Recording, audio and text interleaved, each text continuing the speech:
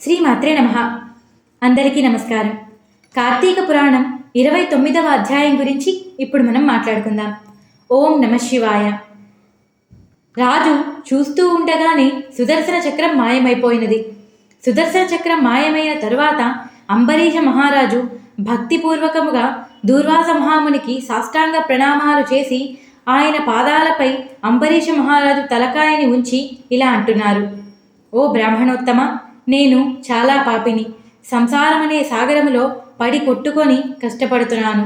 దయచేసి మీరు నా ఇంటికి వచ్చి భోజనం చేసి నన్ను అనుగ్రహించండి.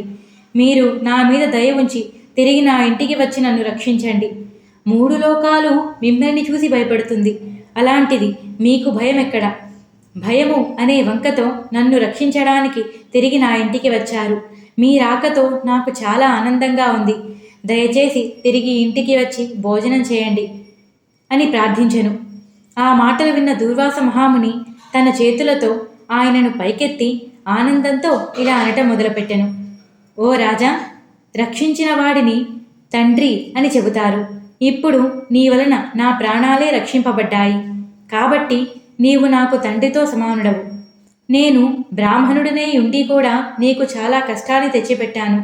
దానికి ఫలితాన్ని కూడా అనుభవించాను.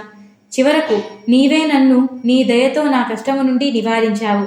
రాజా, నాకు నీతో కలిసి భోజనం చేయాలనుంది అని చెప్పి అంబరీషునితో కూడా భోజనం పూర్తి చేశాను. సాక్షాత్తు శివరూపుడైన దూర్వాస మహాముని విష్ణుభక్తుడైన ఆ అంబరీషుణ్ణి చూసి ఎంతగానో ఆనందించి తిరిగి తన ఆశ్రమానికి వెళ్ళిపోయాను. కాబట్టి కార్తీక మాసమునందు హరిబోధిని ద్వాదశి చాలా ముఖ్యమైనది. అన్ని దానాలు చేసిన ఫలాన్ని ప్రసాదిస్తుంది. సమస్త తీర్థయాత్రలు చేసిన ఫలితాన్ని ప్రసాదిస్తుంది. సమస్త యజ్ఞాలను చేసిన ఫలితాన్ని ప్రసాదిస్తుంది. కార్తీక మాసంలో శుక్లపక్షంలో వచ్చే ఏకాదశి నాడు ఉపవాసం చేసి రాత్రి అంతా జాగారం చేసి మరునాడు ద్వాదశి రోజు బ్రాహ్మణులకు దానము ఇచ్చి బ్రాహ్మణులతో కలిసి భోజనం చేసి పారాయణ ముగించుకోవాలి.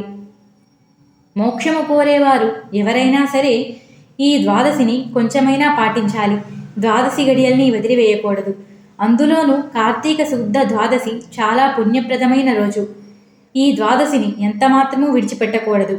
కార్తీక శుద్ధ ద్వాదశి రోజు చేసిన పుణ్యము కొంచెమే అయినా అనంత ఫలితాన్ని ప్రసాదిస్తుంది. ఈ పుణ్యకథను విన్నవారు అన్ని పాపాల నుండి విముక్తి పొంది వంశము అభివృద్ధి చెందినవారై బతికినంత కాలము అన్ని సుఖాలను అనుభవించి ఆఖరిలో పరమపదాన్ని పొందుతారు. ఇక్కడితో కార్తీక పురాణం 29వ అధ్యాయం సంపూర్ణం. 30వ అధ్యాయంతో మళ్ళీ కలుసుకుందాం. నేను చెప్పిన తీరు మీకు నచ్చినట్టయితే దయచేసి వీడియోకి ఒక లైక్ చేయండి.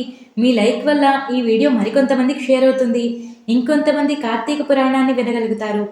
అలాగే మన ఛానల్ని కొత్తగా చూస్తున్న వారైతే సబ్స్క్రైబ్ చేసుకోవడం మర్చిపోకండి. పక్కనే ఉన్న బెల్ సింబల్ని ఆన్ చేసుకోండి.